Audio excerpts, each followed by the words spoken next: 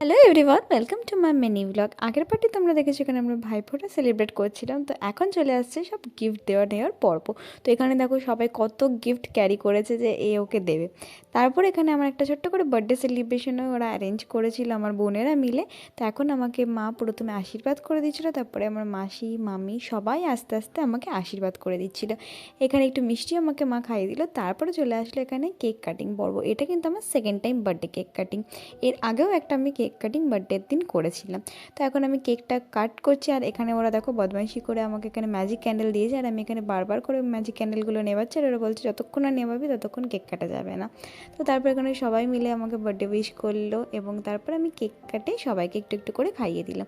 প্রথমে এখানে আমি মাকে খাইয়ে দিলাম, আর মা আগে আমাকে খাইয়ে দিল, তারপরে মা একটুখানি করে ভেঙে নিল। তারপরে আমি এক এক করে আমার দিদি, বোন, ভাই সবাইকে অল্প অল্প করে কেক খাইয়ে দিচ্ছিলাম, আর ওরাও আমাকে কেক খাইয়ে দিচ্ছিল।